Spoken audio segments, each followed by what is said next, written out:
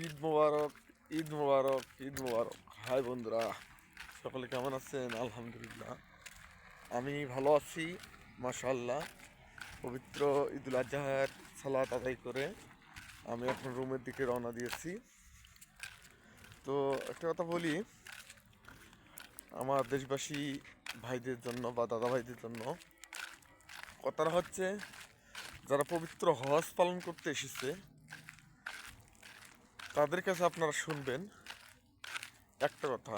সে কথাটা হচ্ছে যে আপনারা পবিত্র ঈদুল আজহার সালাত কয় তাকবীরে পড়ছেন তাদেরকে শুনবেন। এটা আমি আপনাদের কাছে বিনীত অনুরোধ করতেছি।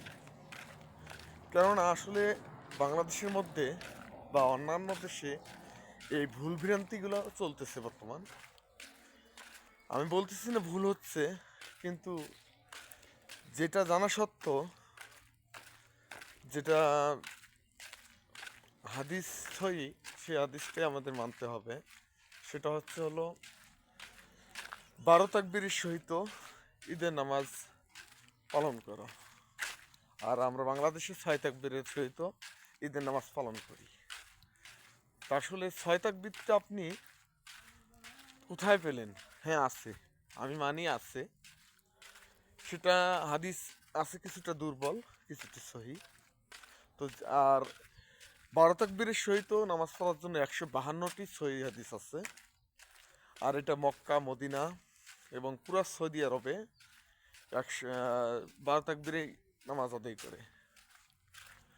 তো আমি আপনাদেরকে বলতেছি 12 তাকবীরে নামাজ আদায় করার জন্য কালকে বাংলাদেশে পবিত্র ঈদুল আজহার সালাত আদায় করবে ইনশাল্লাহ।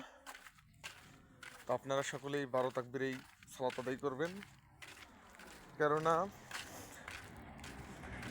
আর বিশ্বাস না করলে আপনাদের হাজী সাহেবদেরকে আজকে শুনে নেবেন ফোনে, তারা কি বলে।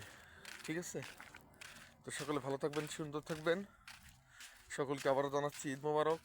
খুদা হাফেজ। আসসালামু আলাইকুম।